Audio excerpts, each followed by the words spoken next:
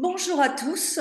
Merci pour votre participation à notre webinaire de ce soir, intitulé Grand modèle de langage, comprendre le moteur. C'est Olivier Sorba qui va nous emmener dans cette exploration du moteur. Olivier, il est membre agrégé de l'Institut des actuaires. C'est un ancien élève de Normal Sup de la rue d'Ulm.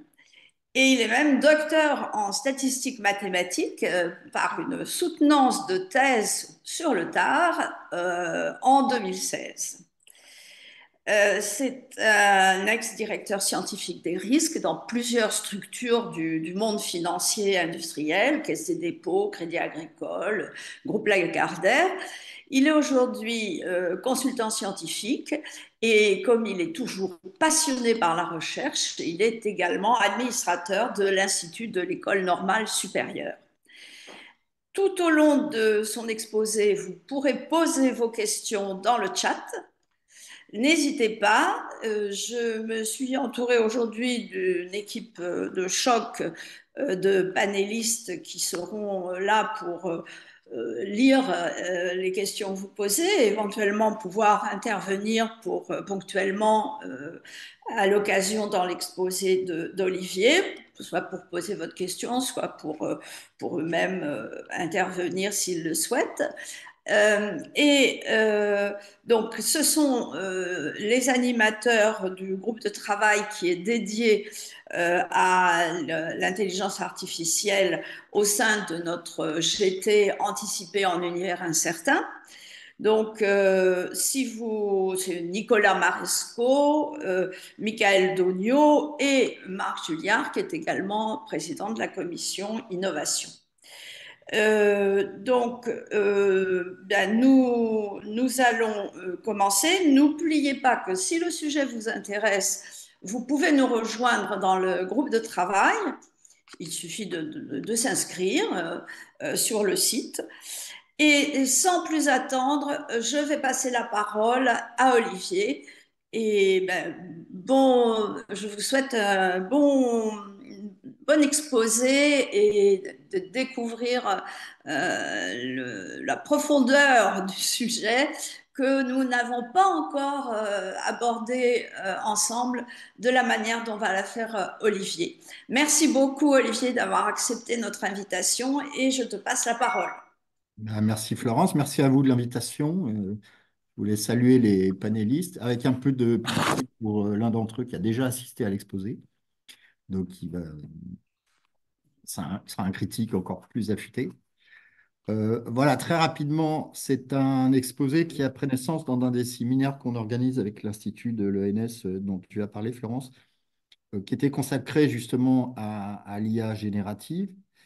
Et les participants nous ont dit, tiens, ça serait bien si on faisait, si on allait un peu dans le moteur, quoi, si on parlait de ce qu'il y a à l'intérieur. Euh, et donc, comme moi, j'en avais un peu assez de ne pas comprendre. Je me suis dit, tiens, ok, je vais essayer de plonger et de relever tous les trucs mystérieux dont on nous parle tout le temps et puis essayer de les démystifier. Donc, j'ai fait ce travail. Donc, le but, c'est de démystifier les concepts. Hein, c'est pas de... Il faut tout de suite dire que la pratique de l'intelligence artificielle, c'est certainement beaucoup plus compliqué que ça, en particulier parce que toute l'infrastructure qui est autour est pratiquement plus importante que les modèles eux-mêmes. Mais enfin, la question du moteur, elle est intéressante. Il y a beaucoup de nouveautés. Donc, sans plus attendre. Alors, dernier point, je pense en tant qu'actuaire ou proche de l'actuaire, je dirais, on a tous un arrière-plan scientifique. Donc, j'essaierai d'aller assez vite quand il faut un petit peu parler un peu de certains objets mathématiques pour éclairer ce qui se passe. Donc, alors, le, très rapidement, alors ça, c'est une partie de l'exposé qui est destinée à décrire ce qui se passe dans le gradient stochastique, qui est un des grands, la descente de gradient stochastique, une des grandes recettes pour entraîner les réseaux de neurones. Enfin, comme on est tous des statisticiens, je vais aller très vite. Donc voilà, imaginez, on vous donne, vous voulez faire la carte du surf, vous voyez, c'est-à-dire reconstituer la ligne noire sur l'image. qui sépare la mer de la terre sur la côte, je sais plus, enfin au-dessus, au nord de la côte basque. Simplement, tout ce que vous avez, c'est une caméra à 1 pixel. C'est-à-dire, vous êtes sur un avion, et puis vous prenez une photo, et sur la photo, il n'y a qu'un seul pixel. Vous savez où il est, et vous savez s'il est bleu ou s'il est jaune. Alors, comment vous faites? Donc, vous faites bah, justement ce qui est, c'est le gradient stochastique. Vous mettez un. Là, vous ne voyez pas l'image, vous voyez au début une page blanche. Donc, vous mettez une règle en travers, et puis à chaque fois que votre pixel est bleu, bah, vous rapprochez la règle du bleu, et puis vous faites par tâtonnement successif, et puis à la fin, au bout de quelques milliers de pixels, vous avez à peu près, en vous y prenant bien, reconstitué l'orientation de la côte et sa position par tâtonnement. Quelques milliers, c'est beaucoup moins que cette image, par exemple, où il y a des dizaines de millions de pixels, enfin au moins des millions de pixels.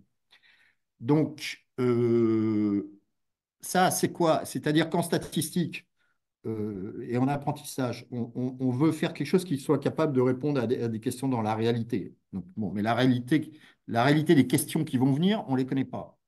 Donc, on se donne un échantillon qui nous sert de représentant de cette réalité. Donc, notre échantillon, on le connaît. Et c'est ce qu'on fait, par exemple, quand on fait une régression linéaire. Et après, on va interroger la régression linéaire sur des points qui n'étaient pas dans notre échantillon. Alors, le problème de l'apprentissage, c'est qu'on a des échantillons. On prend tous les textes de la Terre, comme on fait les gens qui ont fait les modèles de langage. On ne peut pas non plus prendre tout l'échantillon parce qu'il est trop grand. Et on ne peut certainement pas, en un seul coup, calculer le R2 d'une régression linéaire sur tous les textes de la Terre. Donc, on fait des échantillons de l'échantillon, c'est-à-dire ce qui s'appelle des batchs, et on les prend à chaque fois. Donc, vous voyez, l'échantillon représente la réalité, et il y a des sous-échantillons de quelques dizaines, quelques centaines de points, représentent, eux, le grand échantillon. Et à chaque fois, on fait un calcul comme on ferait en tant que statisticien traditionnel, comme une régression linéaire. Mais on sait bien que ça fait qu'une partie des choses, donc on s'en sert pour juste faire des tâtonnements successifs et on va et ajuster l'état de notre modèle à chaque fois à partir de ce sous-échantillon. Et on va tourner en rond indéfiniment. Donc, il faut penser à atterrir, c'est-à-dire réduire l'influence qu'on donne à chaque échantillon. Donc, c'est toute une cuisine, c'est enfin, je dis une cuisine, comment dire, c'est une science qui est très heuristique. Je veux dire, voilà. Donc ça, c'est la descente de gradient. Bon, ce que vous entendez là, c'est la voix de Andrew Ng, qui est un des grands contributeurs de ce monde. Donc là, vous voyez, on cherche un optimum. Donc très rapidement, qu'est-ce que c'est que cet optimum qui est représenté ici par une vallée dans ce paysage? Donc, dans quel espace on se promène? Donc, l'espace je ne sais pas si, est-ce que les participants voient, est-ce qu'on voit la souris quand je. Oui, oui, on voit la Voilà souris. la souris, d'accord. Donc, là, les axes sur lesquels on se promène, eh ben, c'est l'espace des paramètres de notre modèle. Et puis, l'altitude, c'est son niveau d'ajustement présent. Alors, à chaque fois qu'on rajoute un petit échantillon, on essaie de faire un pas dans le sens qui améliore l'ajustement de notre modèle, c'est-à-dire qui peut être mesuré par un contraste ou par. Et alors, comme j'aime bien rendre hommage un peu à Andrew Ng parce que c'est à la fois un grand contributeur et un grand pédagogue. euh, donc là, vous voyez que le point d'arrivée dépend énormément des conditions de départ. Voilà, donc ça c'est pour le gradient stochastique, qui au passage est une invention de Cauchy et Hadamard, qui date déjà de plusieurs siècles.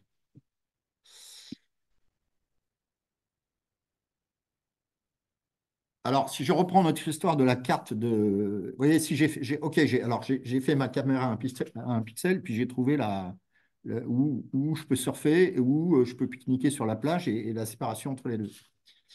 Euh, Maintenant, pour mémoire, il peut y avoir des pièges, parce que si j'applique le même modèle à la côte bretonne, évidemment, il sera fou. C'est-à-dire, pourquoi? Parce que j'interroge mon modèle avec des données qui ne sont pas représentatives enfin, mon échantillon n'était pas représentatif des données sur lesquelles je vais questionner le modèle après. Puis ce qui se peut, c'est que, et ça se passe souvent d'ailleurs sur cette côte, c'est que la côte bouge parce que la mer a fait bouger le sable.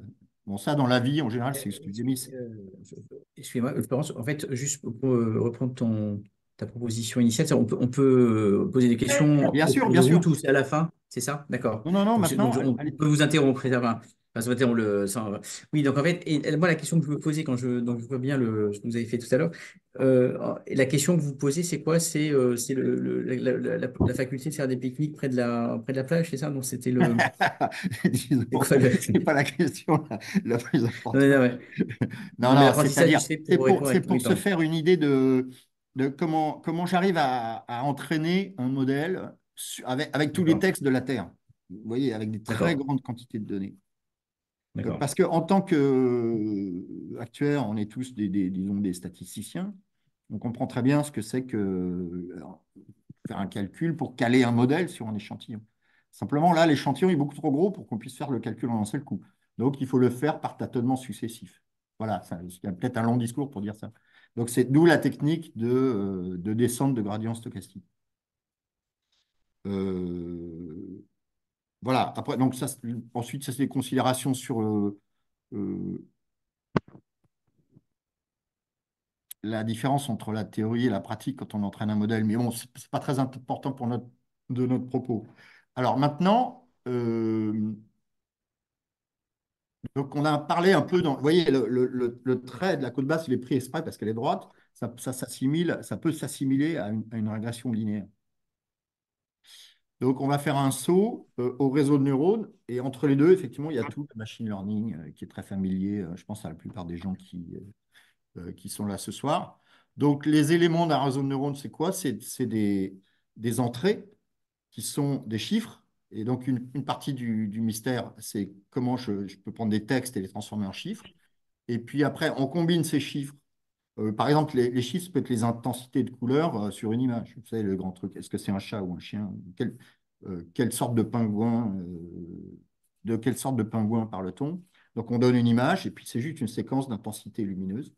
Et on va combiner ces chiffres avec des paramètres du modèle qui ont été entraînés, faire des calculs plus ou moins compliqués en séquence, et à la fin, il va sortir quelque chose qui va nous servir à faire une décision. Alors, ça peut être par exemple sur une classification, ce qu'on va sortir, ces trois chiffres qu'on peut assimiler à des probabilités, et selon ce qu'on veut faire, on peut soit prendre la plus grande pour dire, voilà, c'est telle sorte de pingouin, ou si on a des considérations de risque plus fines, utiliser ces probabilités pour faire le calcul qui nous intéresse.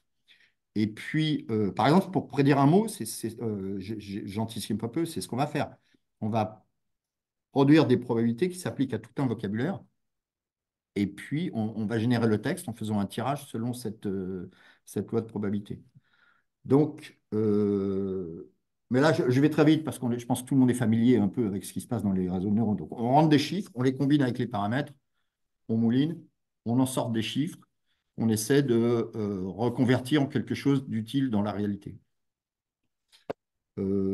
Alors, c'est organisé en neurones, c'est-à-dire que chaque étape intermédiaire individuelle, c'est-à-dire chaque chiffre intermédiaire est l'équivalent d'un neurone. Ça ressemble beaucoup aux neurones dans le cerveau, dans la mesure où les neurones sont connectés entre eux, c'est-à-dire que leur état d'excitation dépend d'autres neurones.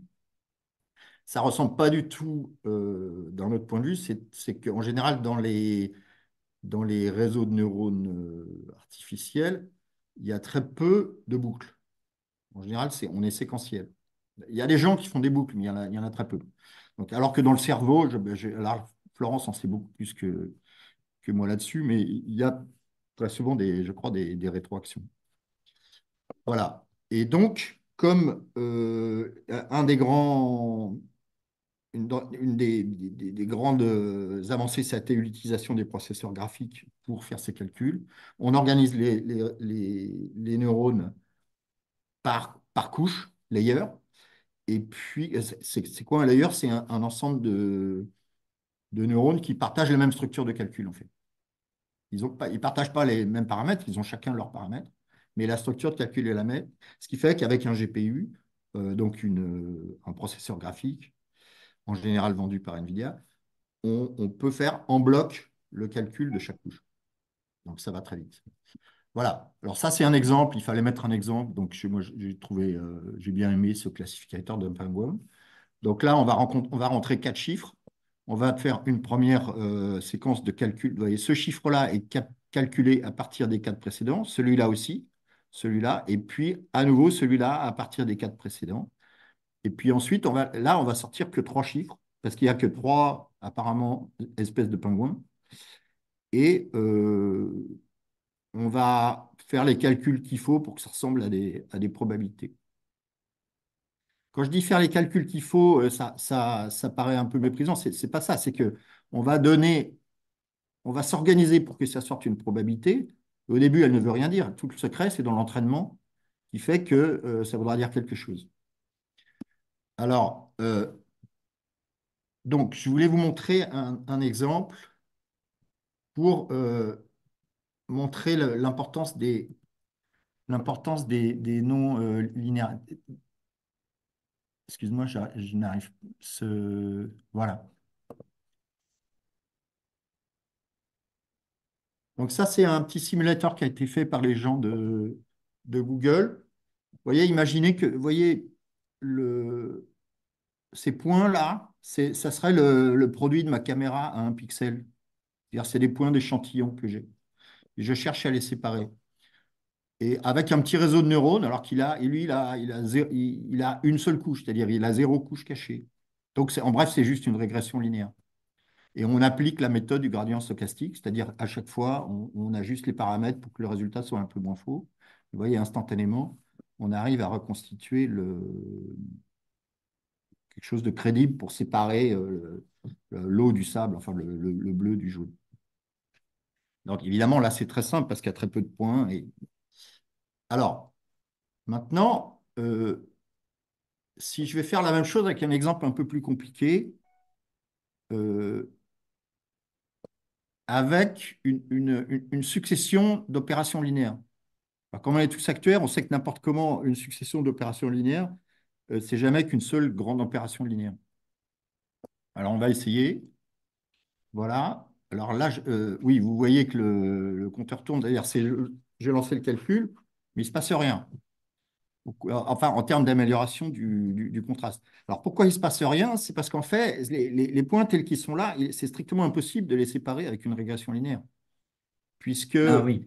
vous voyez, si celui-là est bleu et celui-là est bleu, Hmm. comme on est linéaire, il faudrait que tous les autres sur ce chemin-là soient bleus aussi. Oui, alors que c'est possible que ce soit une côte, quoi, en fait, dans votre exemple. Voilà, ça serait. Donc, il Ou faut faire presqu'île, quoi, quelque chose voilà. d'un Hmm. peu plus compliqué. En plus, D'accord. je répète, faire trois couches d'opérations linéaires, ça ne sert à rien du tout. C'est comme multiplier des matrices entre elles. Il suffirait de prendre une seule matrice au départ. Donc là, je vais rajouter ce qu'on appelle une activation, c'est-à-dire euh, en sortie de ce calcul qui est juste grosso modo, c'est une moyenne pondérée de ces deux chiffres. Vous voyez? Le Mhm. neurone qui est ici, il a un résultat en quelque sorte qui est une combinaison linéaire de ces deux-là. Et lui aussi, et lui aussi, etc. On vient de voir que si je me borne à empiler des combinaisons linéaires, j'arrive à rien. Pour des problèmes un minimum compliqués. Donc, ce qu'on va faire, c'est qu'en sortie, là, vous voyez toujours la souris, hein, Oui, oui, on va rajouter une opération non linéaire. C'est-à-dire que là, on va prendre ce qu'ils appellent, ce que les gens de l'intelligence artificielle appellent ça le ReLU. Alors, je ne sais même plus ce que c'est, le Rectifying Linear Unit. Je pense que c'est un terme qui vient de l'électronique. Ça veut juste dire la partie positive. C'est-à-dire, si mon chiffre est positif, c'est mon chiffre, et s'il est négatif, c'est zéro. Vous voyez, donc c'est juste un angle. Euh, donc là, je vais le faire ici, je vais rajouter le fameux relu.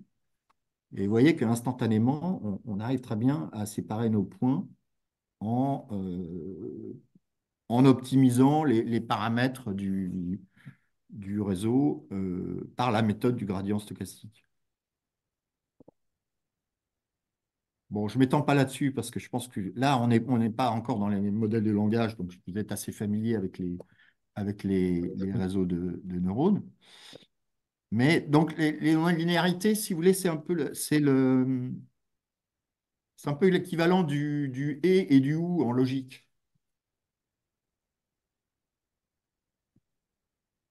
Bon, là, alors ça, là, on n'a absolument pas le temps, mais essayez par exemple de faire un calcul euh,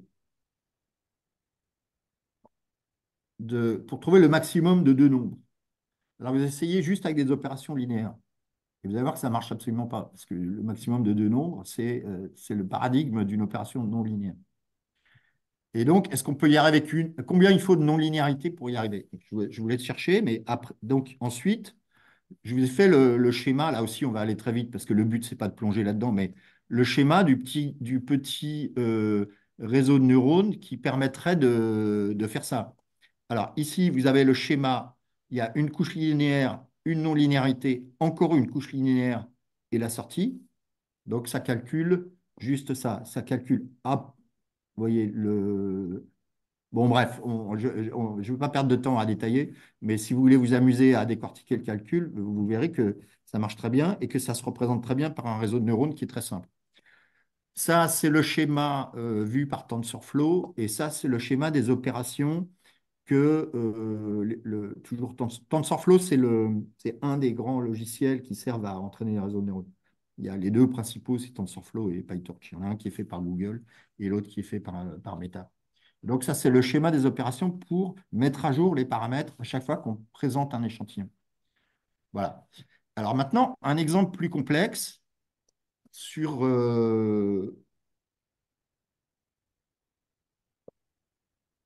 excusez-moi, Oui, voilà. Donc là, vous voyez, on a un exemple assez intriqué. Et donc, ça prend plus de temps pour le résoudre, en quelque sorte. Ouais. Ce que je voulais, pourquoi j'ai mis cet exemple?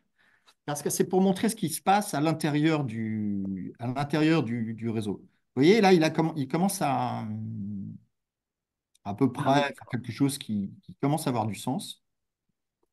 Et là, même, on assiste, par exemple, à une forme de surapprentissage ici, parce que, vous voyez, ce passage bleu, là, Ouais, ouais. c'est juste lié au fait que, par hasard, il n'y a pas de point de l'échantillon orange ici. Mm. Mais si le réseau apprend trop et il apprend les micro-détails de l'échantillon à la place d'apprendre la structure qu'il faudrait. Donc ça, c'est un exemple de surapprentissage.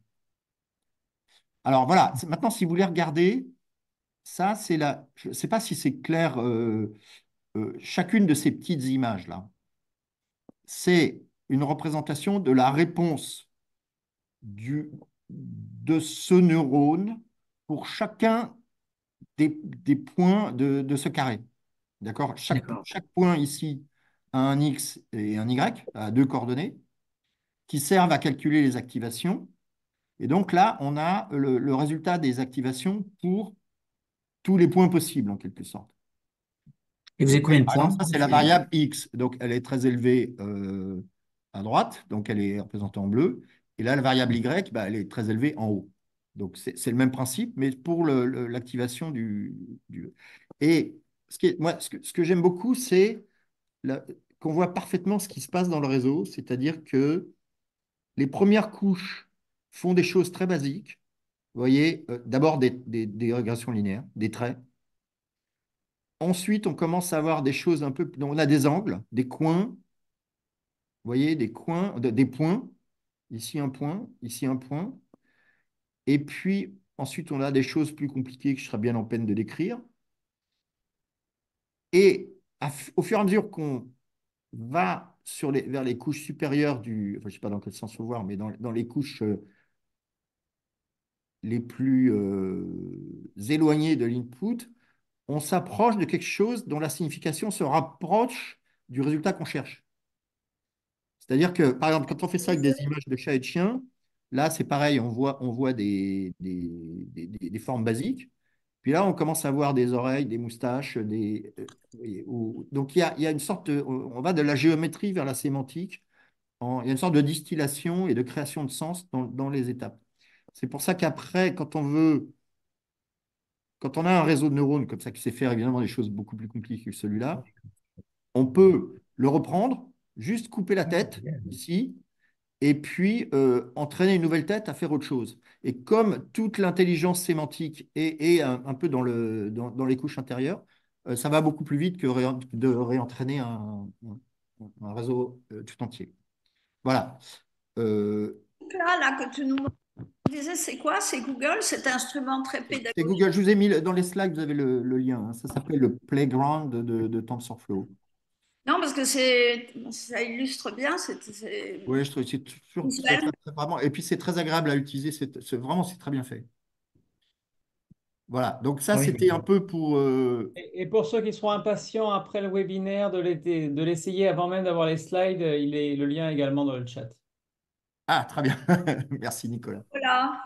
Alors, voilà. Donc, là, on va reprendre parce que là, on n'a toujours pas parlé des modèles de langage, évidemment. Euh, donc, l'espace latent, c'est un peu ça. C'est-à-dire que euh, je fais.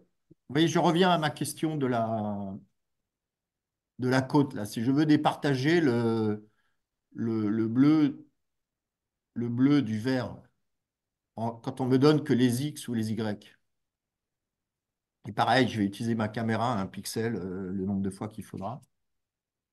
En fait, il faut que je trouve, que je fasse une représentation de ces points qui me soit utile. Alors, évidemment, il y en a une dans la vie pratique qui est très, très utile pour savoir si on a les pieds dans l'eau ou pas, c'est juste l'altitude. Donc, si j'ai une fonction qui me donne l'altitude en fonction de la longitude et de la latitude, je peux tout de suite vous dire si un point est. Enfin, non, vous voyez, ça ne s'applique pas en ce moment parce que, en plus, le Nord-Pas-de-Calais est dans l'eau. Mais en temps normal, je peux dire où est la mer et où est la terre. Donc, il faut que je reconstitue une sorte de fonction altitude. Pardon? C'est toi qui a doublé. Ah, c'est un écho. Euh, donc, voilà, c'est ce qui est représenté ici. Voilà, j'ai mes points qu'on me donne qui sont de façon obscure. Et puis, je vais rajouter des éléments. Je vais les mettre dans un espace plus grand, qui est par exemple l'espace des activations de mes réseaux de neurones, qui va les disposer d'une façon qui rend la réponse à ma question beaucoup plus facile, parce que je peux séparer dans cet espace-là, je pourrais séparer les espèces de pingouins juste par des plans, en quelque sorte. et c'est-à-dire pour ça, il faut que vous définissiez des intervalles alors peut-être pour avoir des séparations. C'est-à-dire voilà, Bah, ouais, 100 premiers mètres, par exemple, on j'imagine, hein. définit des. Alors en machine learning, on fait, oui, enfin, c'est-à-dire on définit des niveaux.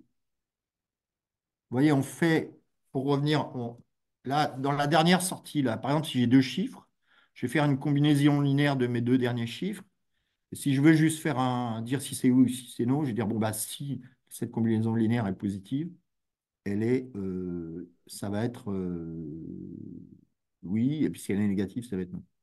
Mais en fait, toutes ces non-linéarités reviennent à définir des intervalles, effectivement. Des seuils, des effets de seuil. Mais il n'y a pas, comment dire, il n'y a pas de. Enfin bon, voilà. C'est le.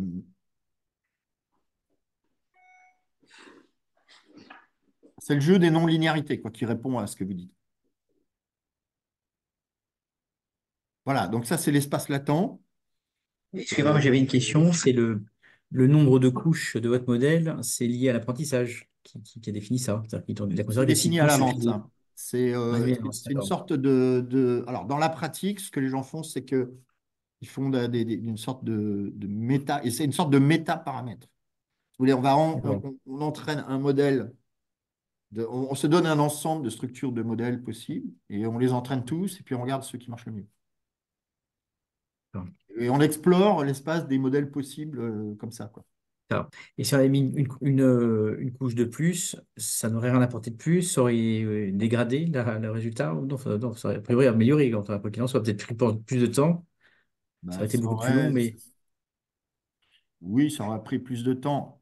ouais. Le problème, c'est que la question du surapprentissage, alors je voulais pas aller là-dedans parce que c'est encore toute une affaire. En statistique, parce que c'est peut-être ce qui est latent dans votre question, on traite la question du surapprentissage en ne mettant pas trop de paramètres. Vous voyez?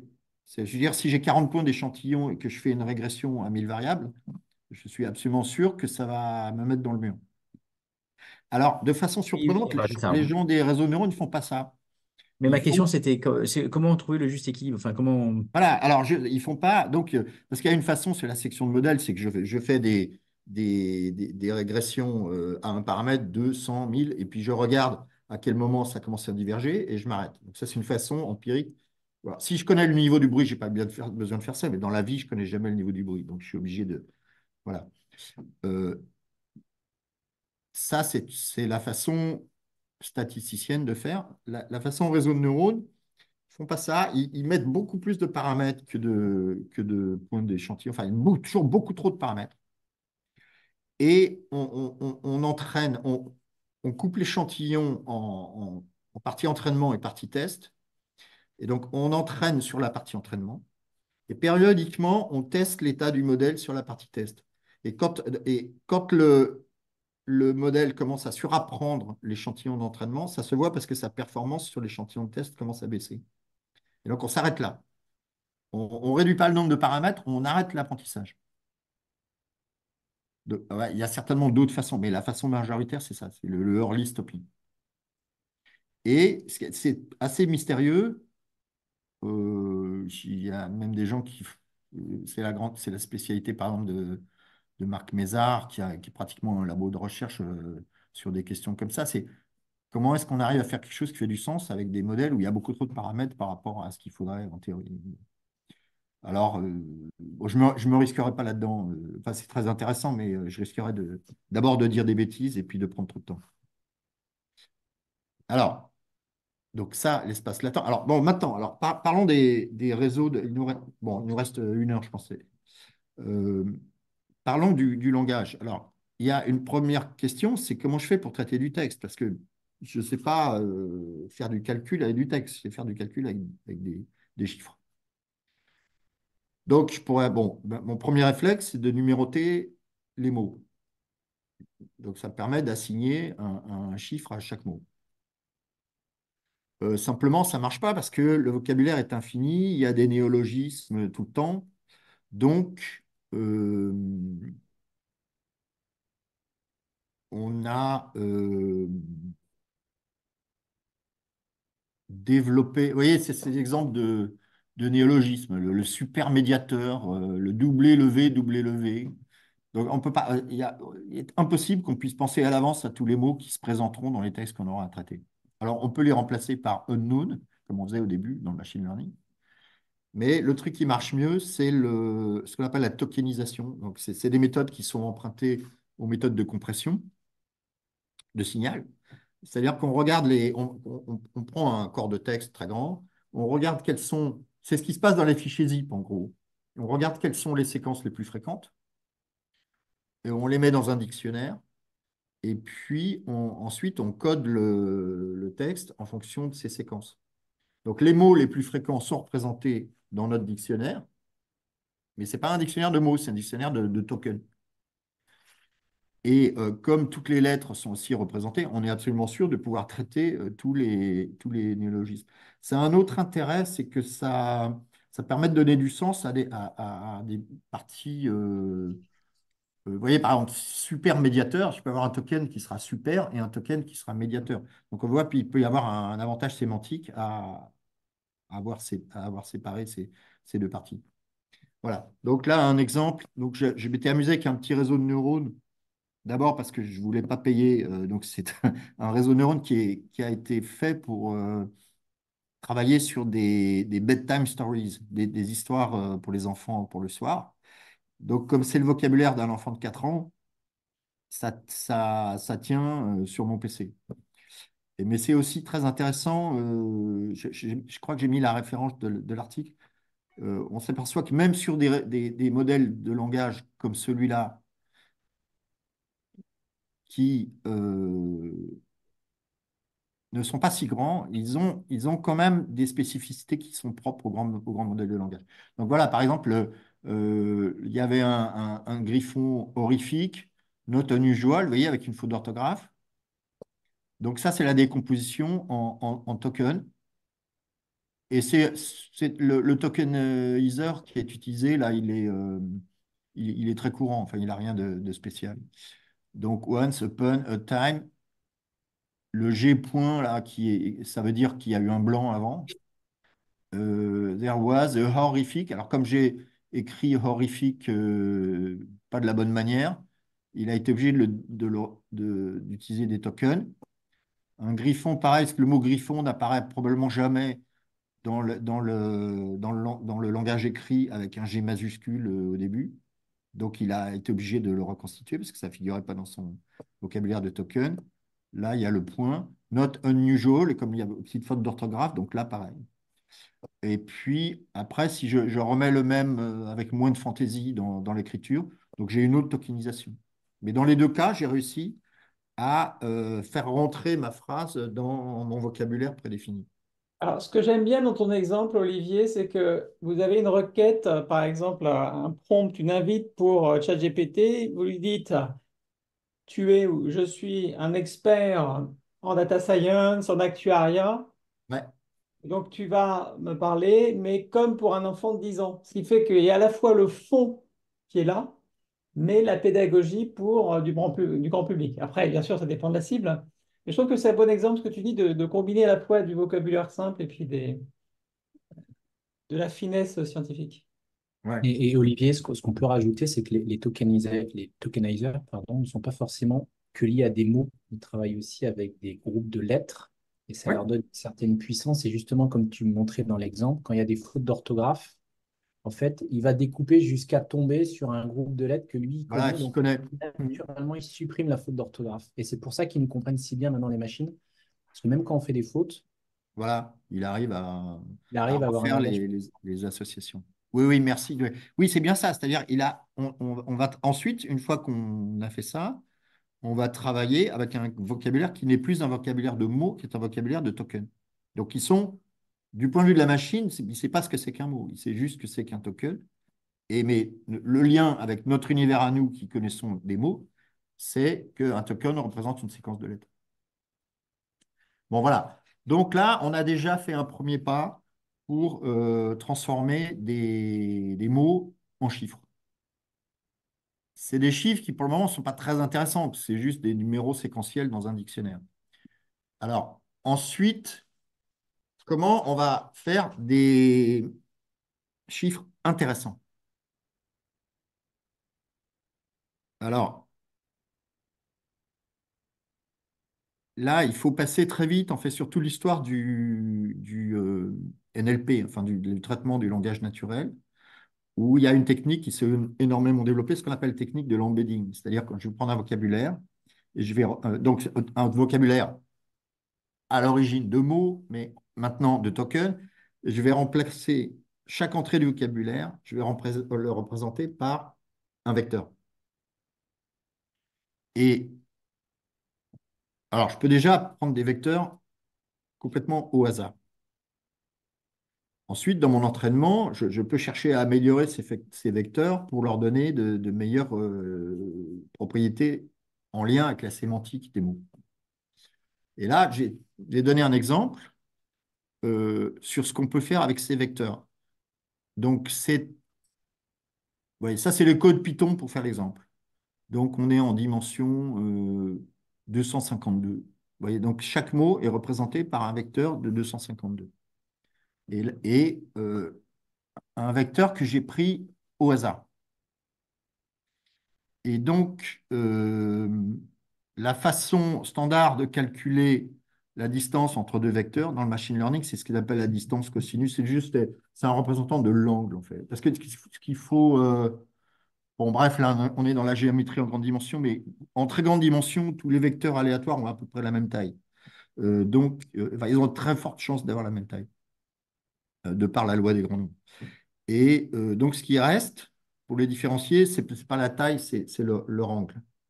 Donc ça, c'est très facile à calculer dans une machine parce qu'il suffit de faire un produit scalaire en quelque sorte. On fait on multiplie terme à terme et on additionne. Et on divise par la norme des deux. Et donc, ça me fait quelque chose qui est l'équivalent d'un cosinus. Donc, si ce cosinus est égal à 1, je sais que mes deux vecteurs sont égaux. Et puis, s'il est égal à 0, bah, je sais qu'ils sont orthogonaux. Et voilà. Donc, là, j'ai essayé de...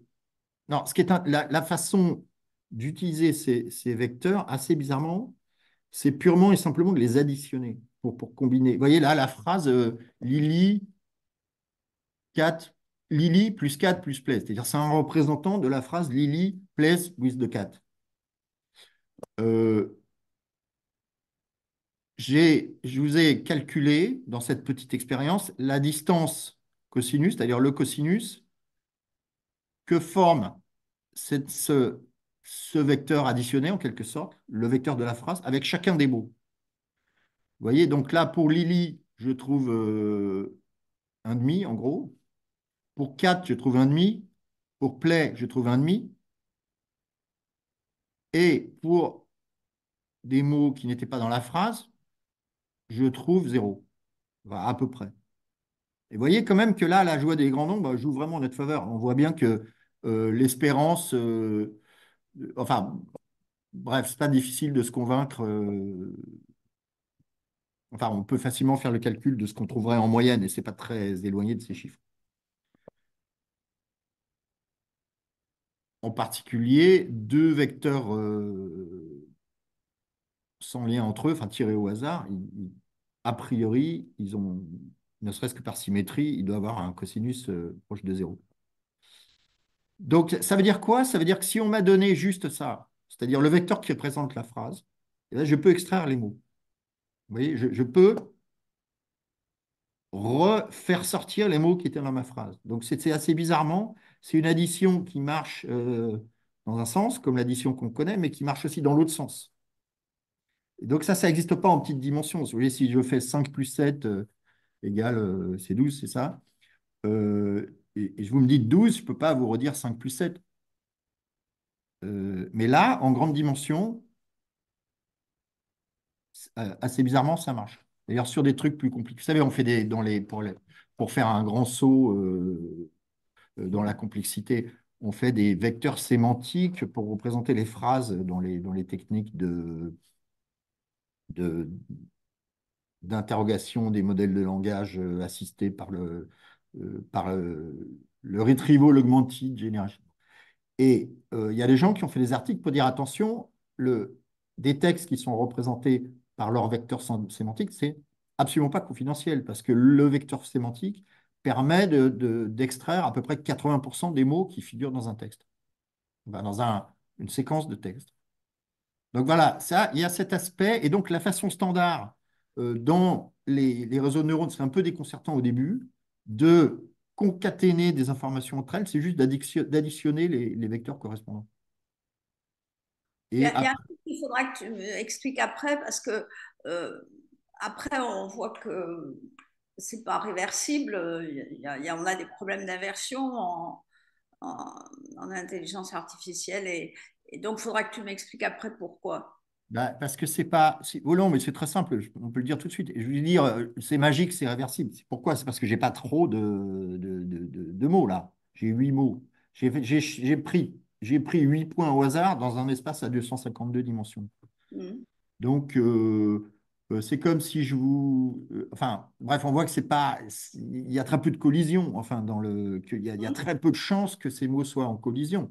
Et donc, mais si j'avais 2 puissance 252 mots, là, je suis absolument certain d'avoir des collisions. D'accord. Et voilà, c'est ça. Donc, c'est que dans l'espace à très grande dimension, il y a très peu de collisions. C'est pour ça. Mais il y a une limite, évidemment. Mais la limite, elle est beaucoup plus lointaine que dans notre intuition de l'espace à 3 dimensions. Voilà, c'est comme ça. Voilà. Donc, ce qui fait qu'on peut s'amuser à juste additionner des vecteurs pour... bon, voilà, cette slide, elle ne fait que redire ce qu'on vient de dire, donc je vais la passer. Et donc, quand on fait des embeddings, on peut juste partir au hasard comme ça, puis après, on essaie d'améliorer l'embedding en, euh, en rapprochant des mots qui sont souvent dans la même situation. Alors ça, c'était la méthode d'avant les grands réseaux C'est neuronaux. Mais NLP, ça, c'est ça, NLP. c'était les NLP. C'était déjà très impressionnant. Vous voyez, par exemple, ça, c'est un exemple d'embedding qui est entraîné comme ça, en rapprochant les vecteurs de mots qui ont souvent les mêmes voisins, en quelque sorte. Alors, ce qui est intéressant, c'est qu'on voit ce qui nous amène au sujet d'après. On voit l'importance de la polysémie. Vous voyez, le mot banque, là. Vous avez le lien pour faire ça. Le mot banque, il est lié à. Oui, Gaza, c'est la rive du Jourdain, hein. Banque. Les settlements, les territoires, oui. Économie, c'est la banque bancaire. On a aussi, je crois que ça, c'est un mot qui a aussi un rapport avec les gares, avec les endroits où on charge les trains. Donc, les mots sont extrêmement polysémiques et, et c'est un des problèmes que résolvent les transformers. Et par ailleurs, ces représentations, ces vecteurs de mots, ils finissent par avoir assez bizarrement, ils ont enfin, de façon surprenante, ils ont des propriétés mathématiques qui reflètent des propriétés sémantiques. Vous voyez, par exemple, si je prends le vecteur France, je retire Paris, je rajoute Berlin, et je regarde le vecteur le plus proche dans mon vocabulaire, je vais trouver Allemagne, le plus proche. Et je fais U moins avoir plus pouvoir, vous voyez, je vais trouver pu, assez bizarrement. C'est-à-dire que c'est une relation de conjugaison qui s'est quand même traduite par une relation géométrique entre ces vecteurs. Après un entraînement approprié, évidemment, sur beaucoup de langages. Je fais père moins homme plus femme, mère. Vous voyez, donc ça, c'est une relation sociale, en quelque sorte. Oiseau moins ciel plus terre, insecte. Alors j'avais essayé, enfin bon, on peut s'amuser. Vous avez le lien et c'est tout à fait frappant à quel point les relations sémantiques se traduisent dans la géométrie des vecteurs. Alors malheureusement, les biais se traduisent aussi. Enfin, un grand exemple, c'est que si on met docteur moins homme plus femme, je pense qu'on a encore beaucoup de chances d'avoir infirmière. Donc ça, c'est un état de fait après qu'il faut contrer par d'autres moyens. Voilà. Euh,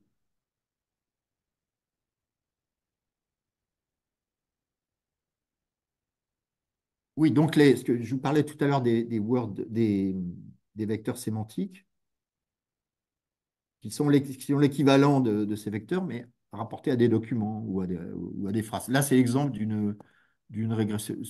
Ça vaut peut-être pas le coup de. Je pense qu'on peut s'amuser à voir ça en relief, vous savez, comme avec des lunettes, mais ça nous prendrait trop de temps.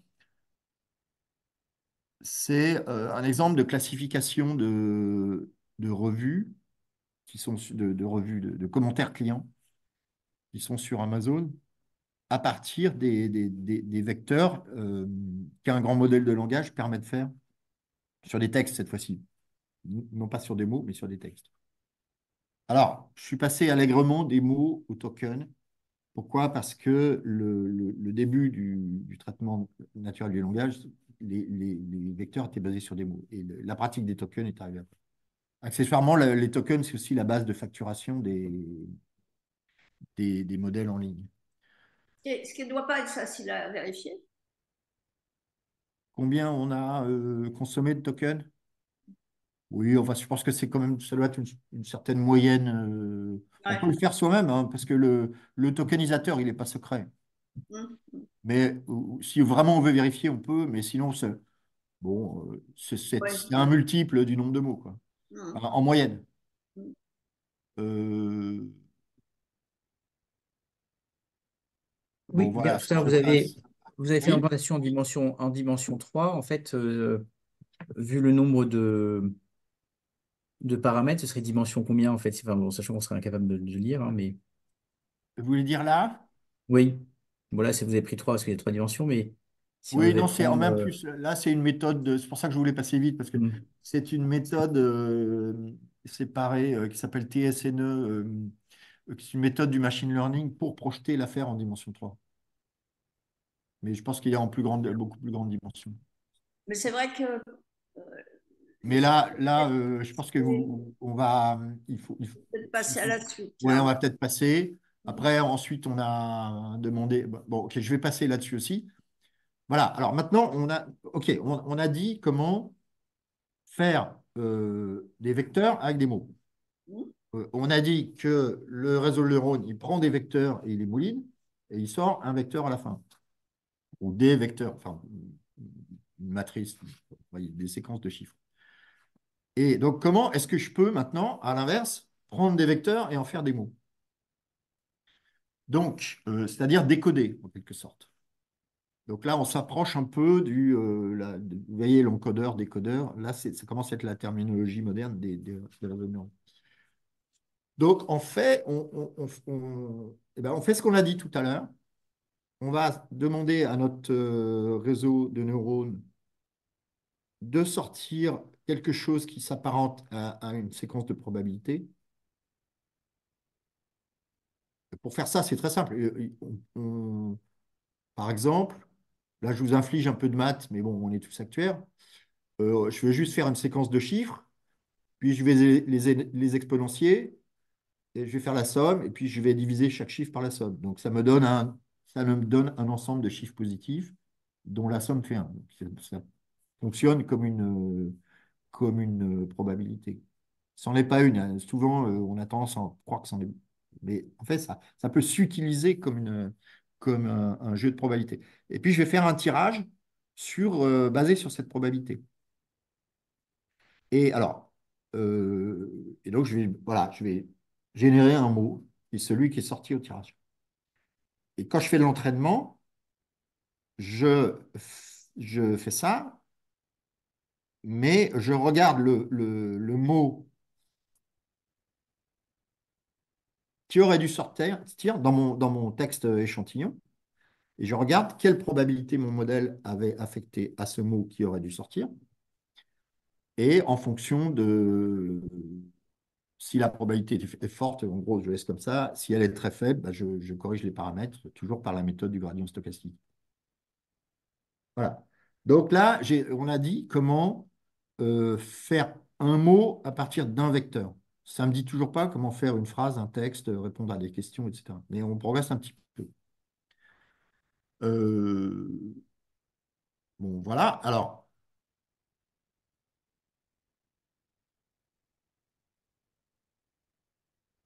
oui, alors je vais passer là-dessus aussi, mais il y a des méthodes, comme souvent on travaille avec des séquences de mots, vous voyez. Donc, on va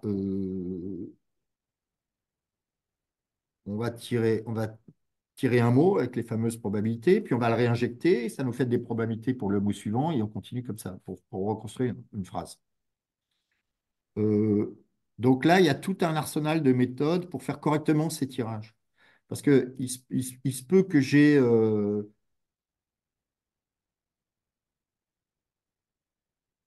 enfin, je peux faire une recherche un peu arborescente, exploratoire, qui ait des séquences dont la probabilité combinée soit meilleure que de prendre toujours le meilleur à chaque étape. Voilà. Ce qui paraît assez incroyable, c'est le respect de l'orthographe, concordance des temps, règles de grammaire. Oui, Enfin, oui. c'est Ça, ça c'est que, en vous écoutant, je mystère. comprends bien qu'on puisse mettre des mots les uns à côté, etc. Mais après qu'on on arrive aussi à respecter la grammaire en plus française, qui est bon, tu me dirais, Mais ça, c'est le ça, mystère de c'est l'apprentissage. Là, ça, c'est fou. je pense qu'il faut on avance, ça va peut-être s'éclaircir un peu après quand on va parler des méthodes d'entraînement et de raffinement de l'entraînement. Alors, voilà. Donc, en Excuse-moi, résumé, Olivier, juste un rappel pour les participants. Si vous souhaitez poser des questions, n'hésitez pas dans le chat, on les relaiera.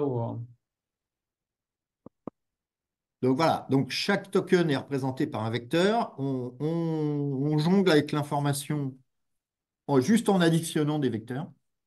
Et puis, on extrait l'information en regardant les similarités des vecteurs entre eux. Euh, bon, il y a des paramètres à l'intérieur du réseau de neurones qui sont organisés en layers. Et puis, donc après entraînement, il faut que ça fasse quelque chose d'utile. Et le décollage final, il est basé sur le même calcul de similarité. Alors ça, je ne l'ai peut-être pas détaillé, mais par exemple, j'ai dit on va prendre une séquence de chiffres et la transformer en probabilité. Par exemple, ma séquence de chiffres, ça peut être la similarité de mon vecteur de sortie avec tous les vecteurs de mon vocabulaire. Donc, ça va me favoriser dans la probabilité celui qui est le plus proche. Bien. Alors maintenant, comment je fais pour traiter des séquences? Donc ça, c'est tous les exemples. Non, je me suis beaucoup appuyé sur des publications d'une boîte qui s'appelle deeplearning.ai, qui est animée par Andrew Ng et qui publie des conférences sur le site Coursera. Donc, ils ont aimablement autorisé tout le monde à les utiliser pour peu que ça soit pour faire de l'enseignement. Enfin, je considère que ce qu'on fait là entre nous, c'est de l'enseignement. Et en plus, c'est vraiment une très très bonne source d'information sur tout ça. Donc voilà, que ça soit la traduction ou...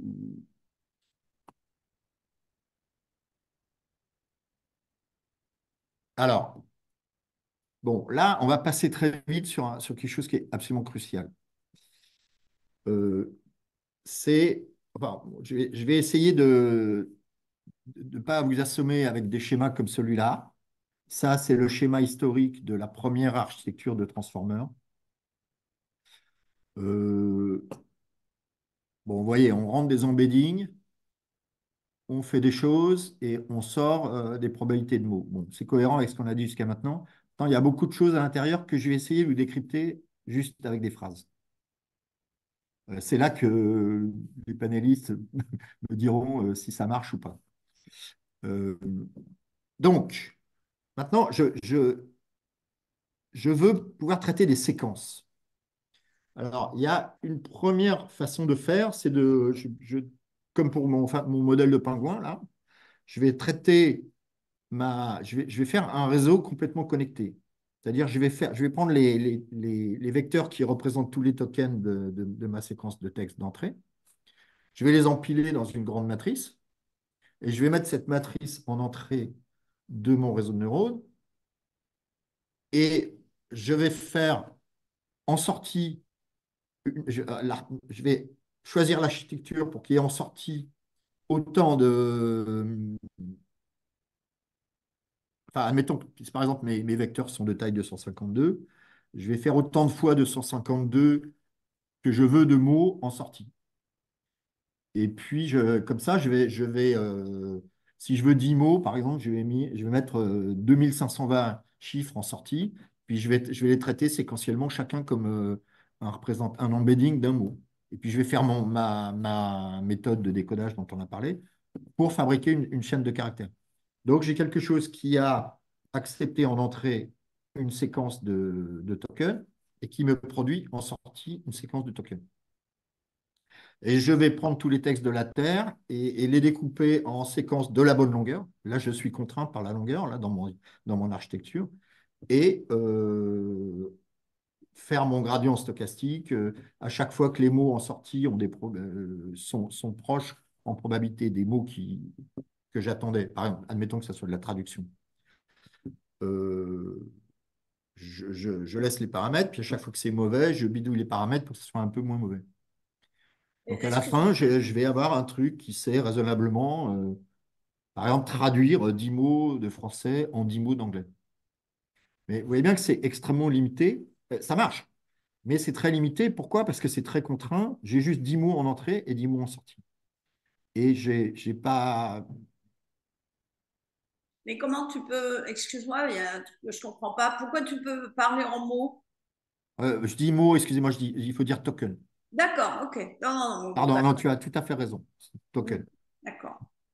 Et Olivier, une des limitations hein, qu'on peut aussi indiquer, c'est très linéaire dans le traitement. C'est-à-dire, comme tu disais au début hein, de ta présentation, c'est le volume en fait qui apporte de la richesse. Or, ces modèles-là, comme on ne peut pas paralléliser les calculs. Donc, ils vont avoir du mal en fait à apprendre sur des très très gros volumes Oui. de langage, contrairement à l'architecture que tu vas présenter ou que tu as présenté il y a quelques secondes au niveau des LLM. Ouais, oui, c'est juste. Alors, bon, en fait, si vous voulez, dans ce modèle du réseau complètement connecté, je n'ai absolument pas utilisé la structure séquentielle du langage. Alors, il y a eu, rapidement dans l'histoire, je peux faire un réseau récurrent. C'est-à-dire que je peux dire, OK, mon réseau, il sait prendre 10 mots à la suite. Et je pourrais lui dire, si j'ai un texte de 100 mots, bah, je pourrais mettre les 10 premiers de 1 à 10, et puis après de 2 à 11, et puis de 3 à 12, et entraîner comme ça. D'accord? Euh, mais là, si j'utilise l'architecture dont j'ai parlé, si j'utilise mon réseau entre les tokens 1 à 10 et puis ensuite entre les tokens 2 à 11, il n'y a pas de lien entre les deux. À chaque fois, c'est une opération d'entraînement nouvelle. Au moment de l'inférence, c'est une opération d'inférence nouvelle. Il y a une idée qui vient tout de suite, c'est dire c'est un peu bête quand même parce qu'on a fait de 1 à 10 et puis après on va faire de 2 à 11 et on a oublié ce qu'on a fait de 1 à 10. Donc on va dire on va en quelque sorte essayer d'apprendre au réseau à prendre des notes. Et on va le doter d'une mémoire qui, c'est-à-dire on va mettre un sous-réseau dans le réseau qui produit un vecteur qui nous sert de mémoire interne et qu'on va laisser en mémoire à chaque tour. Donc je vais faire de 1 à 10 et j'ai mon sous-réseau interne a écrit quelque chose dans la mémoire. Et puis après, je vais faire de 2 à 11 et donc il va à nouveau produire quelque chose à écrire dans la mémoire. Donc là, il y a encombrement parce que j'ai qu'une mémoire et j'ai deux vecteurs. Donc je vais faire une sorte de moyenne mobile. C'est exactement une moyenne mobile. Dans la mémoire, je vais prendre l'état courant de la mémoire et puis le nouveau vecteur qui se présente et puis faire une pondération, je ne sais pas, 1 centième et 99 centièmes. Bon, c'est un savoir-faire. Et donc, comme ça, j'arrive une fois que mon réseau sera par exemple arrivé à faire de 11 à 20, il aura quand même vaguement un souvenir de ce qu'il avait eu de 9 à 10. Donc, ça commence déjà à être un peu mieux. Et donc, ça, c'est le principe des réseaux récurrents qui ont été beaucoup utilisés en finance. Et donc, chacun des mots qui ont été vus avant sont représentés juste par leur contribution dans cette mémoire interne, en quelque sorte. Alors, ce qu'il faut dire aussi, c'est que la mémoire interne, elle sert d'input aussi à chaque utilisation du réseau. C'est-à-dire, mon réseau, en entrée, il a les vecteurs de mes 10 tokens courants et la mémoire interne. Et en sortie, il va me faire une réponse du nombre de tokens que j'avais demandé, plus une nouvelle mémoire interne. Donc ça, c'est le principe de la moyenne mobile. Alors, on s'est tous amusés à faire des moyennes mobiles. On sait que ça marche très bien, mais ça ne produit pas des mémoires très longues. Parce que vous voyez, si je fais... enfin, il y a un côté exponentiel, quoi. Si je retire 1% à chaque fois, bon, bah, au bout de 100 tours, je vais retirer 100%. Donc, on a une mémoire qui marche, mais pas sur des durées qui correspondent à la longueur d'un texte. Il y a le problème de ce qu'on appelle le vanishing gradient, c'est-à-dire le gradient évanescent, qui fait que comme j'ai cette accumulation de pondération qui finit par me donner que les contributions des mots les plus anciens ont des paramètres, ont des pondérations qui sont tellement faibles qu'on ne peut pas faire le calcul d'optimisation correctement. Enfin, ça se perd très vite. Après, tu as aussi de mémoire l'étude qui montrait que potentiellement, il pouvait se servir, se rappeler du début et de la fin, mais encore moins du milieu par rapport à ça. Un peu comme s'il avait lu Kahneman, hein. Ah oui, non, alors là, écoute, oui, mais je sais pas si on parle du même réseau. Là, je crois que tu parles de certains réseaux d'aujourd'hui qui sont beaucoup plus élaborés, en fait. Là, c'est vraiment Oui, c'est oui, tu as une raison. sorte de moyenne mobile de mémoire alors, je vous rappelle, le truc de la mémoire dans les réseaux de neurones, c'est d'additionner les vecteurs entre eux. Donc, on fait une addition pondérée, en quelque sorte, donc, qui s'apparente à une moyenne mobile. Est-ce que je ne sais pas si j'ai été clair là, sur le principe du réseau récurrent? Je pense, ou non? Enfin, D'accord. Écoute, merci. Enfin, n'hésitez pas à... Parce que là, j'ai hésité longtemps à vous mettre des tas de schémas sous les yeux, mais je pense que ça n'aide pas vraiment. C'est plus important de comprendre le principe. Alors, donc, on a ce problème du gradient perdu, en quelque sorte. Et donc, il y a eu une invention qui a été dans le traitement de langage, qui a eu quand même beaucoup de retentissement et qui est aussi utilisée en finance. Bon. C'était le long term, short term. C'est-à-dire, on va essayer de donner un élément de long terme à cette mémoire. Alors, comment on va faire? On va compliquer un peu le sous-réseau qui écrit dans la mémoire. Et on va le doubler d'un autre réseau qui, lui, n'écrit pas, mais qui fait une sorte de déclaration d'importance de ce qui va venir. Oui, par exemple, si on dit, euh, je ne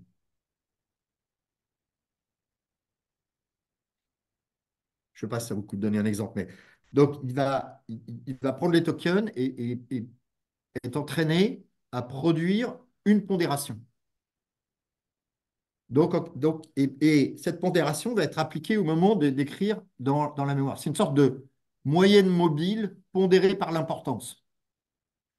Donc, vous voyez, si le texte dit il faisait beau, nos amis se promenaient et la police arrive, bon, certainement le mot police aura plus d'importance que il, ce, voilà. c'est ce qui contextualise, quoi.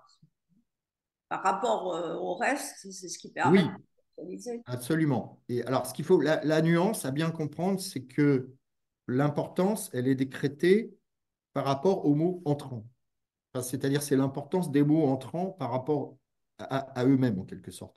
Mm. Euh, donc, on a ce truc qui calcule des pondérations, des niveaux d'intérêt, en quelque sorte, et qui ajuste l'écriture itérative dans la mémoire. Ce qui fait qu'en quelque sorte, la mémoire est beaucoup moins encombrée par des mots qui ne sont pas très intéressants, et elle donne plus d'importance aux mots qui ont été... enfin, elle garde plus longtemps la mémoire des mots importants. Vous voyez? Donc, c'est la même idée, c'est une moyenne mobile de mémoire, mais avec une pondération. Et donc, ça fait une énorme différence, ça, le LSTM. Donc là, maintenant, on va faire un saut sur le transformer. Alors, le problème du LSTM, c'est que, comment dire, il ne sait pas dans quel contexte on utilise le mot. Ah, Ce que je veux dire par là, c'est que, vous voyez, si le mot banque apparaît, oui, par rapport à ton exemple de tout à l'heure. Oui. voilà, il va dire, la banque, euh, bon, ben, il va voir le mot banque et tout ce qu'il sait, c'est que le mot banque arrive et il doit donner une importance. Enfin, il a les 10 mots d'avant et c'est tout. Mais en particulier, il n'a aucune idée sur la sortie. D'ailleurs, dans ton premier exemple, avec police, dans le LSTM, et avec police, il va trouver les proximités dans les données qui vont avec police. Donc, c'est en ce sens que ça oriente la recherche, ça la pondère. Mais en même temps, si police veut dire police L'assurance. d'assurance ou police Voilà. avec un képi, Voilà. ok. Mm. Bon. Alors, et donc, et en particulier, ça n'a aucun effet sur la représentation des mots de la phrase que je suis en train de traiter.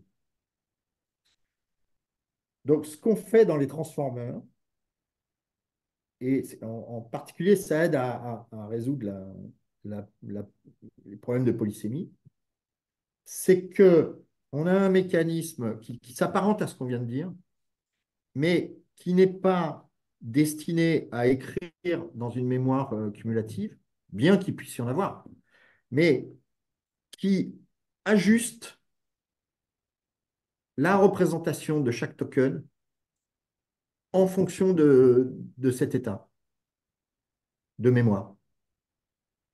Vous voyez, dans l'exemple précédent, j'ai un embedding pour nos amis, police, etc., qui va aller directement en entrée dans mon réseau de neurones. Et puis tout ça, ça va s'accumuler aussi dans la mémoire. Là, c'est pas pareil. On va analyser chaque mot qui arrive en fonction de ce qu'il y a dans l'état interne du système, donc dans la mémoire, et on va corriger l'embedding du mot avant de l'envoyer dans le reste du réseau de neurones. Mais comment on le corrige? Bah, par un autre réseau interne qui fait ça. C'est ce qui est là. Pardon. Vous voyez, on a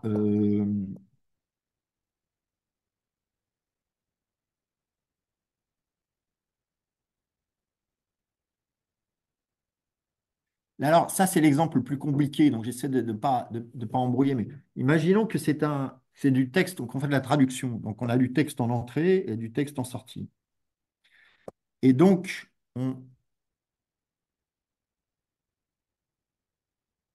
on va prendre le mot qui arrive.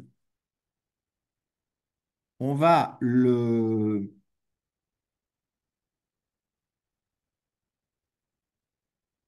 rapprocher de tous les mots qui sont sous nos yeux, en quelque sorte. C'est-à-dire tous ceux qu'il y a en entrée et tous ceux qu'il y a en sortie, si on fait une traduction.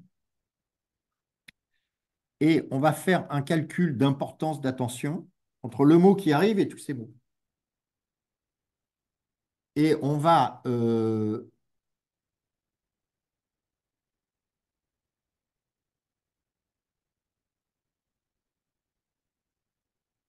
qui est un peu compliqué, c'est que chaque étape, en fait, est la création d'un vecteur par un sous-réseau interne. Mais donc, à partir de chacun de ces mots qui nous sont disponibles, on va cuisiner des vecteurs qu'on va additionner en fonction de la tension croisée entre le mot qui arrive et tous les autres. Et on va corriger la représentation du mot qui arrive en fonction de ce résultat.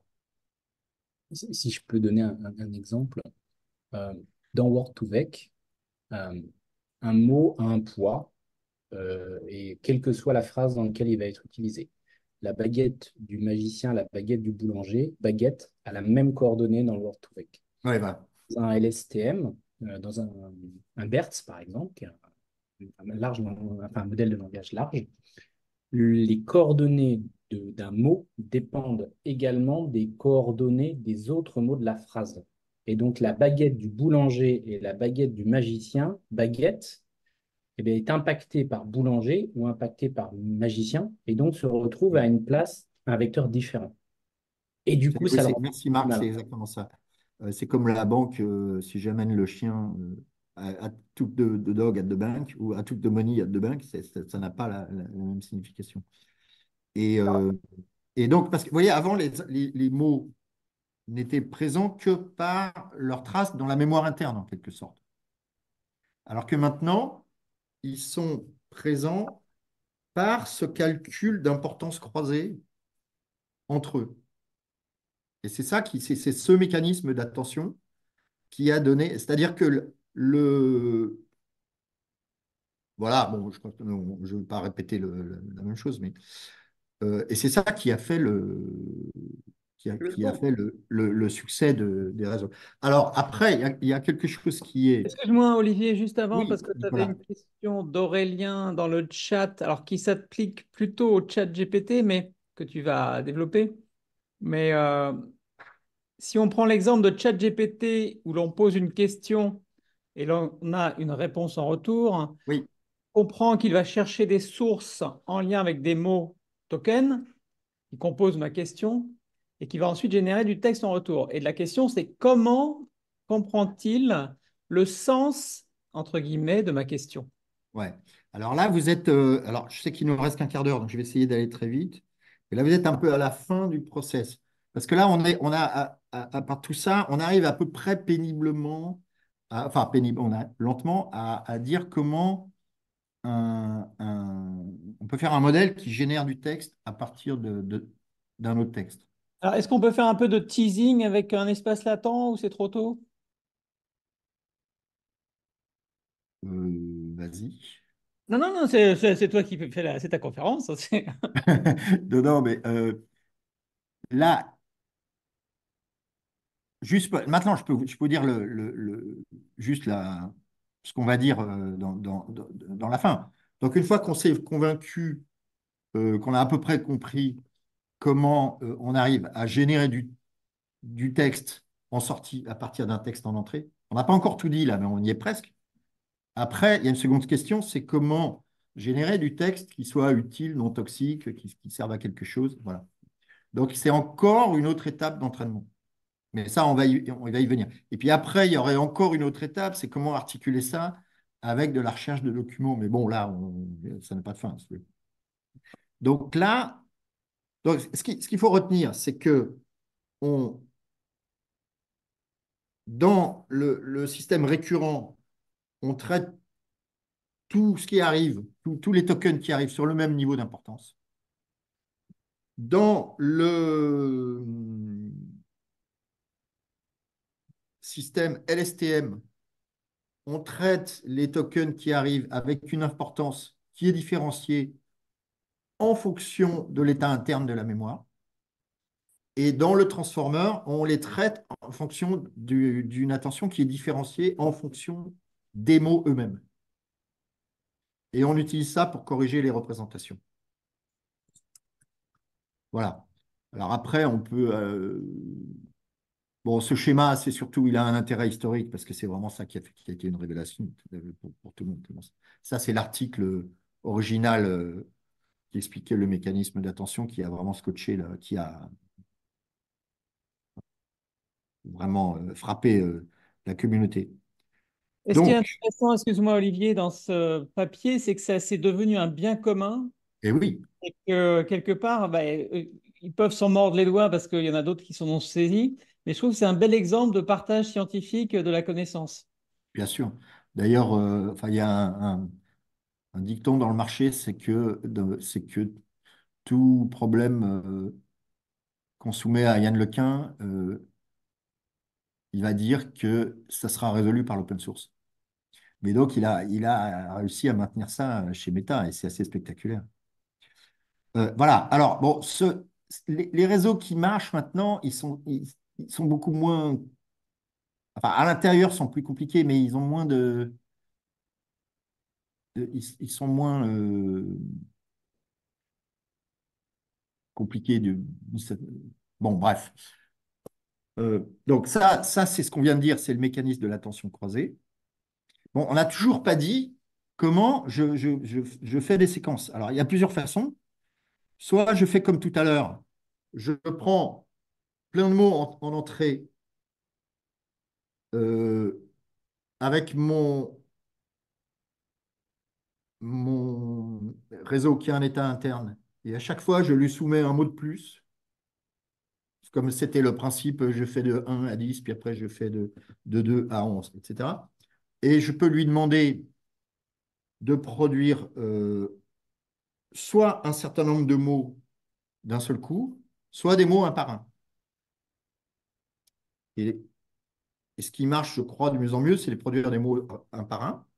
Et donc, si je génère un mot, je donne un début de texte qui est utilisé pour générer un mot, et puis je le réintègre dans le texte et je remets ça en entrée et je génère un deuxième mot et je continue comme ça. Donc, je peux générer indéfiniment des textes. Donc, ça m'a franchi des contraintes de taille.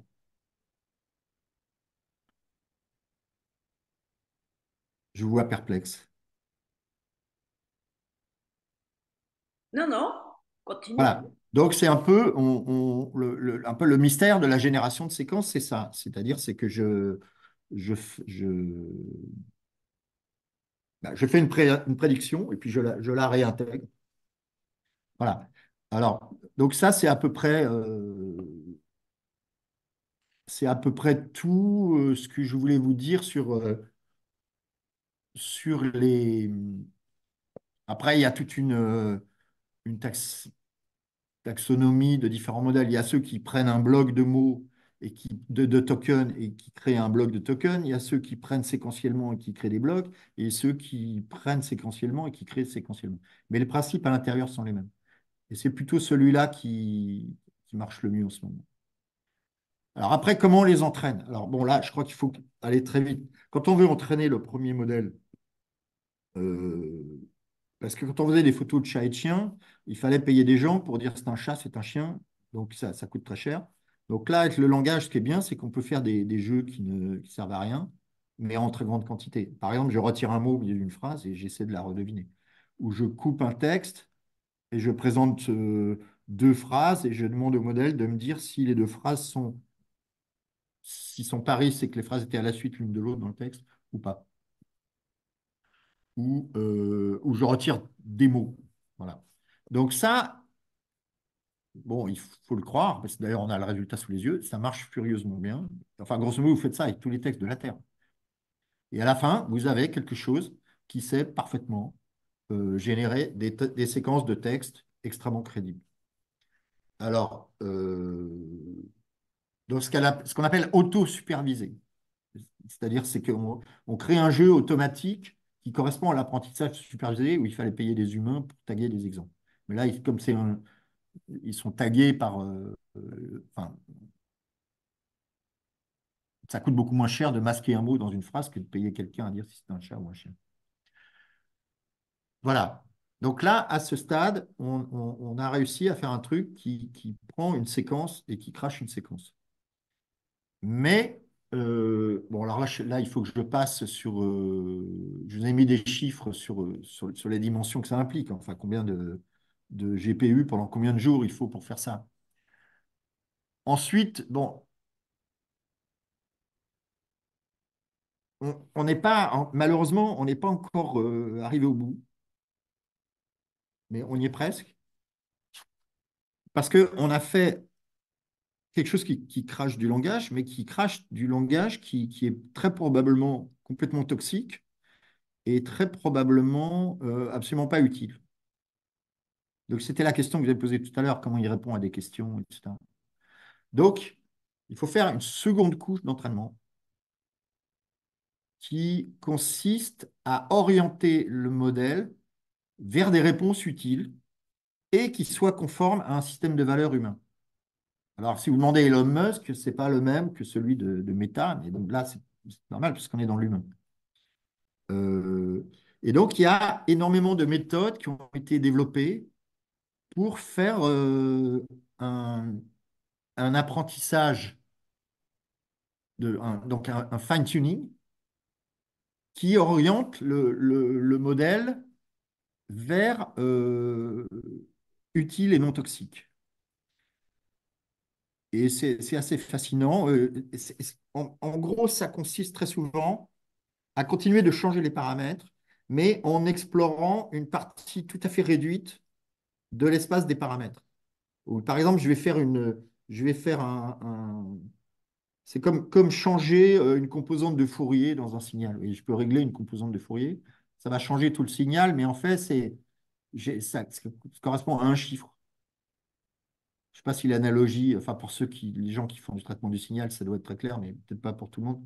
Mais donc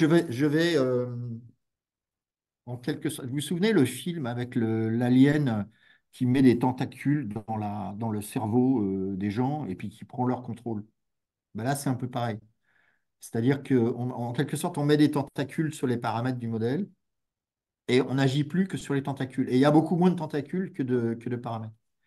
Et donc, ce qu'on peut faire aussi, c'est modéliser ce que serait un système de valeurs humain, c'est-à-dire présenter à des opérateurs, ou même on peut faire ça par le modèle lui-même, distinguer ce qui est une réponse, même si le modèle donne des phrases toxiques, peut-être qu'il est déjà capable de distinguer une phrase toxique d'une phrase qui n'est pas. Donc, on peut faire des échantillons et puis lui apprendre à distinguer les phrases toxiques et pas toxiques, les phrases utiles des phrases pas utiles. Et puis, là, c'est une méthode qui est empruntée à l'apprentissage par renforcement. Vous savez, là, quand on apprend au modèle à jouer à Super Mario du début à la fin, c'est des méthodes qui sont un peu différentes dans la mesure où c'est un jeu où en fait la réponse n'est connue que beaucoup plus tard. Dans l'apprentissage tel qu'on a là, quand on a un échantillon, je pose la question, je connais déjà la réponse au moment où je pose la question. Alors que dans l'apprentissage par renforcement, on ne connaît la réponse que tout à la fin. Donc là, c'est pareil, mais appliqué à un dialogue. C'est-à-dire, je vais faire un dialogue avec mon modèle, puis à la fin, je vais dire, bon, bah, est-ce que c'était utile? Est-ce que c'était non toxique? Et je vais l'améliorer comme ça. Ce qui fait que ça coûte beaucoup moins cher, en fait, de spécifier un modèle sur ces critères-là, ou sur des critères qui peuvent m'être propres, ou sur mon problème à moi professionnel, que de re-entraîner un modèle complet depuis le début. Ça s'appelle donc le Parameter Efficient Fine-Tuning. Vous voyez. Donc, je vous passe, il y a toute une séquence de techniques qui ont été développées. Et ça démystifie un peu comment on arrive à faire ce que vous disiez tout à l'heure, comment je fais un dialogue crédible, etc. C'est par ces méthodes-là. C'est-à-dire qu'en fait, il y a besoin. Moi, j'ai une analogie, alors il paraît qu'elle n'est pas très bonne, mais c'est comme, imaginez, vous voulez apprendre à un enfant à jouer au foot, à un enfant de 15 ans. Bon, voilà, mais au début, il faut avoir un enfant de 15 ans. Et une fois que vous avez un enfant de 15 ans, comment dire, en état de marche, vous pouvez lui apprendre à jouer au foot en 3 mois. Ça ne prend pas 15 ans. Mais ça peut être quand même une grande différence dans sa vie. Là, c'est pareil. Je ne sais pas si vous m'autorisez cette métaphore ou il faut que j'en cherche une autre. Et puis après, il y a donc là, on a notre modèle qui a appris à cracher des trucs, à cracher du vrai langage, qui a mémorisé beaucoup de choses et qui fait des réponses qui sont non toxiques et si possible utiles. Et maintenant, la question qui va se poser, c'est comment l'utiliser correctement. Et donc, il y a toute une ingénierie qui se développe sur comment lui poser bien des questions. Donc ça, c'est le prompt engineering. Il y a aussi des gens qui font. Non, bon, je vais passer là-dessus, mais qui, bon. Le prompt engineering, est-ce que je vais lui donner des exemples? Je vais lui donner beaucoup d'exemples, plusieurs exemples. Je vais lui demander de décomposer son raisonnement. Voilà. Et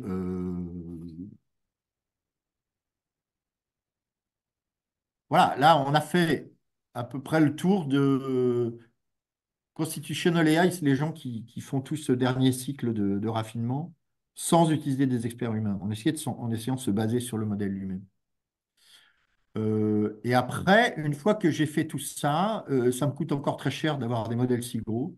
Donc, je peux essayer de les réduire, c'est-à-dire faire des modèles plus petits, des modèles étudiants en quelque sorte, qui apprennent à imiter le maître, ou je peux les quantiser, c'est-à-dire là où j'avais des paramètres qui sont représentés par des réels, les représenter par des entiers, ou je peux essayer juste de retirer des neurones et voir jusqu'où je peux aller. Ça marche toujours avec moins de neurones. Euh, donc voilà, ça c'est un chat sheet pour ceux qui veulent. Oui, alors, bon, je crois, là on est arrivé à peu près à la fin de l'exposé. J'avais, Il y a Olivier, beaucoup, j'avais juste, oui. il y a beaucoup de, comment dire, de considérations heuristiques et vagues dans ce que j'ai dit. Donc je l'ai assorti d'un glossaire que je vais vous envoyer, où là j'ai vraiment essayé d'écrire précisément les définitions des mots qu'on emploie. Alors, c'est écrit moitié par moi, moitié par Copilote, hein, qui est l'IA de Microsoft et GitHub, qui est destiné à écrire du code, mais qui est très très utile aussi pour écrire du commentaire de code. Voilà. J'avais une question. Je vais la faire rapidement parce on a fini l'heure. Euh, Quand on utilise un modèle de cette nature, donc qui va produire quelque chose, est-ce que le modèle réapprend sur quelque chose qui est produit? Et je vais prendre un exemple. Imaginons qu'un journaliste utilise ces techniques-là pour écrire son article, parce que bon, il n'a pas le temps, puis en fait, voilà, il veut aller vite. Forcément, il va prendre le modèle, il va entraîner le modèle à ajuster le modèle par rapport à son article. Et du coup, l'article final qu'il va avoir, est-ce que le modèle apprend par rapport à cet article final? Et imaginons une autre configuration qui arrive, c'est imaginons que bon, bah, le journaliste trouve que le modèle donne un article absolument affreux et donc, en gros, il accepte pour abandonner l'apprentissage. Est-ce que du coup, le modèle apprend sur cet article qui est mauvais? En fait, alors il y a un problème d'un point de vue sociétal à penser oui, parce que tous les contenus qui vont circuler sur le web vont être réutilisés pour entraîner des modèles, mais ça ne sera pas les mêmes. Vous voyez? Il y a une boucle, mais à un niveau plus élevé. Normalement, sur un modèle particulier, le moment de l'entraînement est distinct du moment de l'inférence. Alors, c'est pas toujours très clair parce que comment dire, l'entraînement, ça consiste à faire une inférence, enfin beaucoup, faire beaucoup d'inférences, et à chaque fois évaluer la qualité de l'inférence par les méthodes qu'on a dit, et corriger les paramètres pour améliorer un petit peu cette qualité à chaque fois. Et puis après, quand on fait non plus de l'entraînement, mais de l'utilisation, c'est-à-dire de l'inférence pure, on garde les paramètres fixes. Donc les modèles tels qu'ils sont décrits là, ils ne sont pas équipés pour apprendre des conversations qui vont être de ce qu'on menées avec les produit. utilisateurs.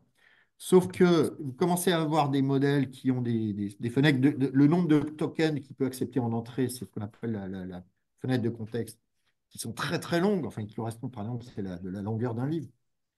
Donc ça fonctionne comme un dialogue, et en fait le modèle va apprendre à l'intérieur du contexte. Vous voyez, enfin à l'intérieur d'une conversation en quelque sorte. Parce qu'il va traiter une conversation qui peut être très très longue.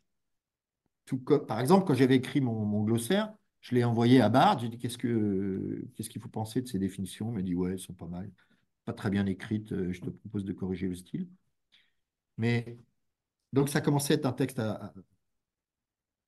de quelques pages, ce qui est même encore pas beaucoup. Donc à l'intérieur du contexte et de cette discussion, il y a un apprentissage. Ou par exemple, quand on lui donne des exemples dans le prompt.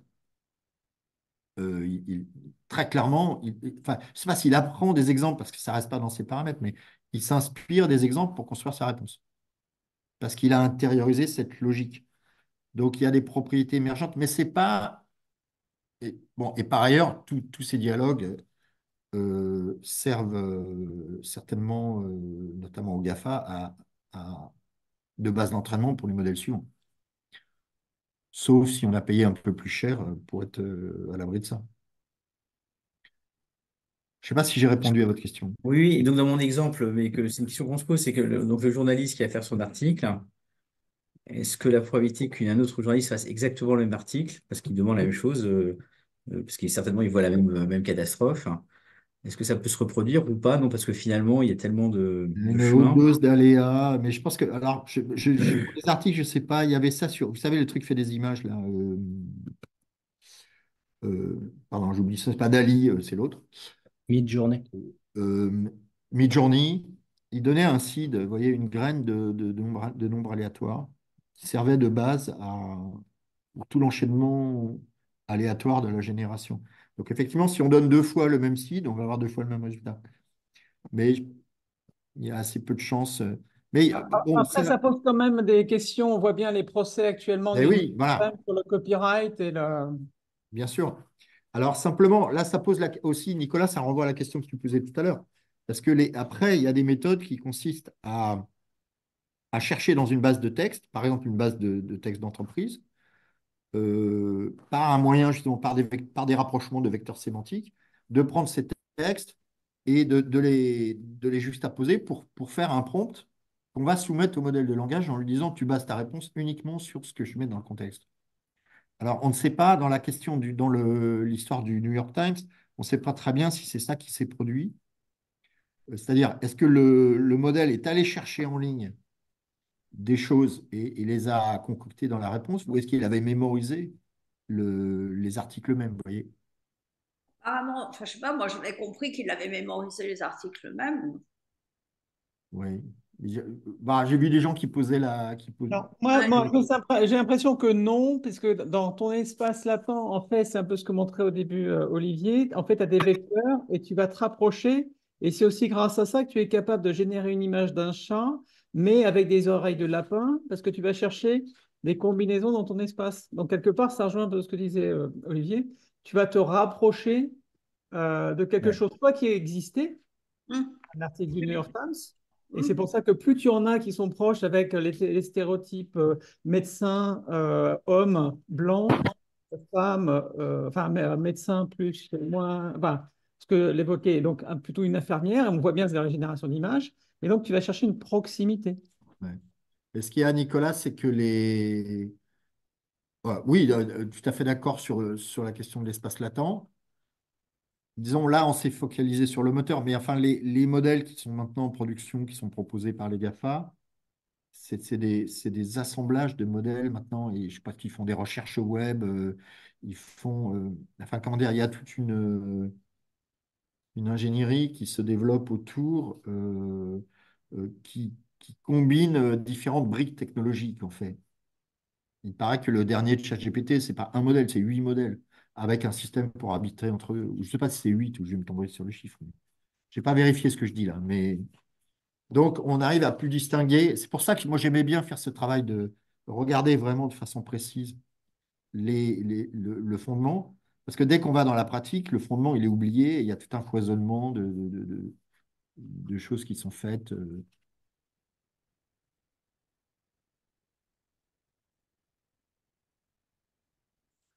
Bah, écoute, Donc, il y oui, a pardon. d'autres questions là? Oui, il y a une question? Non. Bah, si personne n'a plus de questions à poser, on n'en a pas là dans le.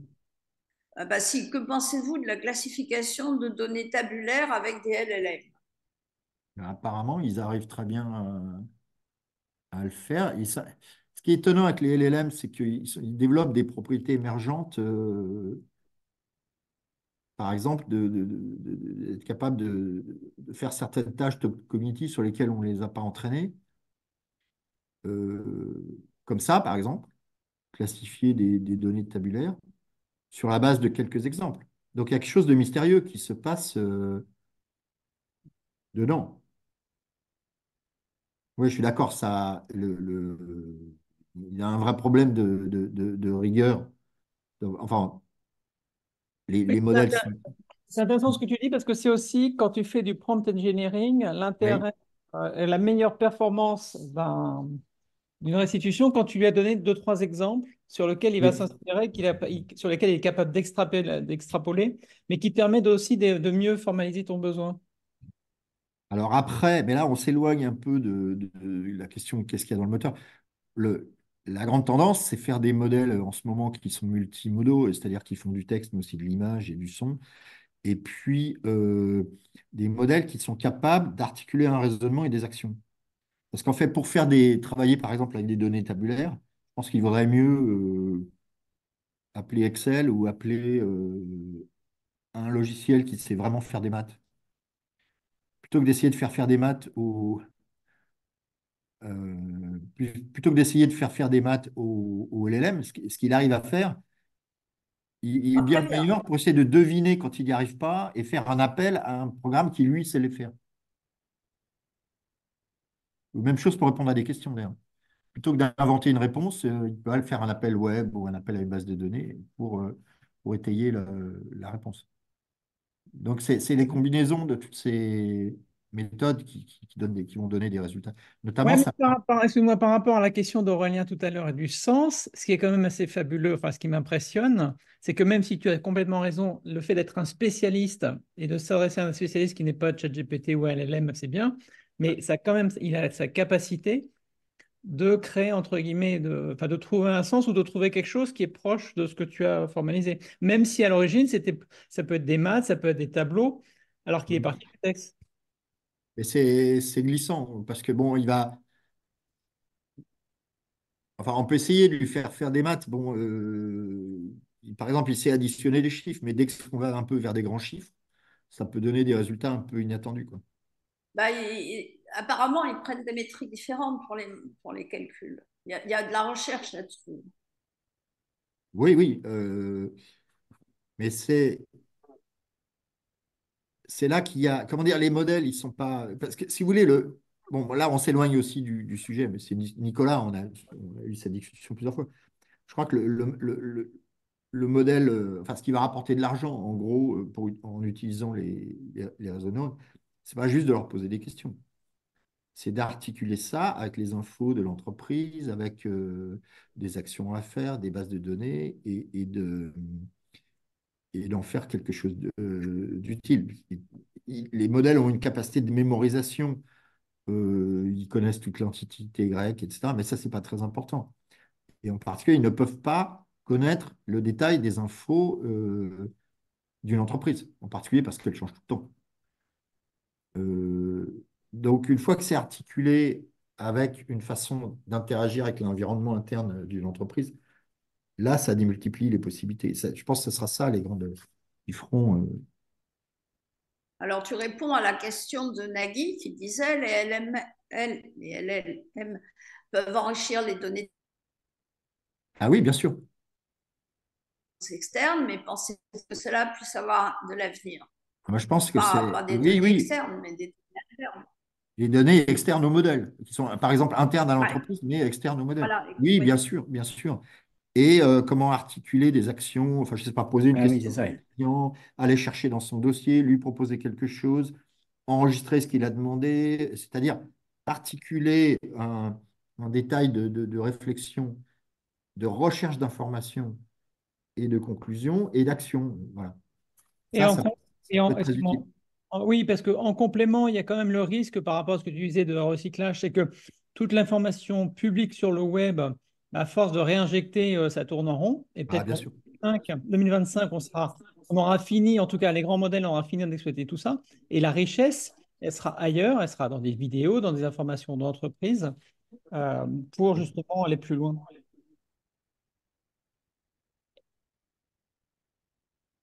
Bon, voilà, écoutez, j'espère que je ne vous ai pas trop C'était donné mal très, au crâne. très intéressant. Je crois que Nicolas, Michael et Marc, nous te remercions beaucoup et tous les participants te remercient. C'est très, très intéressant, puis c'est original parce que tu es allé à la racine, pas à pas. Et donc, merci beaucoup pour ce cheminement qui fait bien comprendre comment ça se passe d'une certaine manière, tu vois, c'était dans la leçon inaugurale de Yann Lequin quand il était venu, bah, c'est en 2000, je sais plus combien, 2015, 2016, hein, qu'il est venu, non, peut-être un peu après, au Collège de France. C'est un petit peu ça ce qu'il avait essayé d'expliquer Ah, pour les bravo. réseaux de neurones. Hein, et, d'aller pas à pas pour qu'on comprenne comment ça se passe. Donc, un grand, grand merci à toi et puis Merci à merci vous. à tous. Voilà, à très bientôt, Olivier. Allez, Merci, au au revoir. revoir. Bonne soirée.